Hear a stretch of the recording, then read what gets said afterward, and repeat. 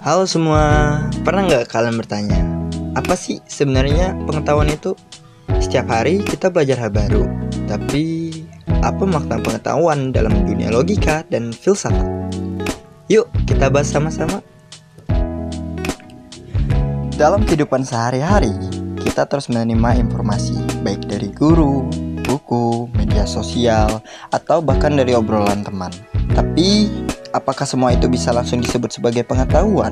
Nah, inilah yang membuat kita perlu memahami lebih dalam apa sebenarnya arti pengetahuan tersebut.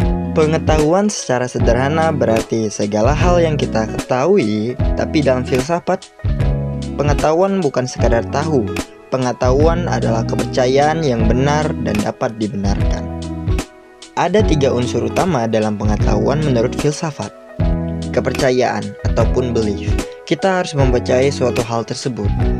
Kedua, kebenaran atau truth. Hal itu memang harus benar. Ketiga, pembenaran, justification. Kita punya alasan atau bukti yang masuk akal untuk mempercayainya. Menariknya, konsep ini sudah dibahas sejak zaman filsuf Yunani kuno, seperti Plato. Ia berpendapat bahwa pengetahuan bukan hanya percaya pada sesuatu, tapi juga harus disertai alasan yang kuat. Tanpa alasan, kita bisa saja percaya pada hal yang salah. Misalnya, dulu orang percaya bahwa bumi itu datar, tapi karena belum ada bukti kuat, kepercayaan itu akhirnya terbukti salah. Contohnya begini, kalau aku percaya bahwa air mendidih pada 100 derajat Celcius dan itu memang benar secara ilmiah, serta aku bisa membuktikannya dengan eksperimen, maka itu adalah pengetahuan. Pengetahuan juga dibagi menjadi beberapa jenis. Pengetahuan intuitif seperti mengetahui bahwa api itu panas secara langsung tanpa berpikir panjang. Pengetahuan empiris berasal dari pengalaman ataupun pengamatan.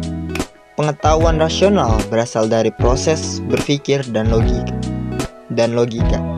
Dalam kehidupan sehari-hari, pengetahuan itu penting karena jadi dasar mengambil keputusan.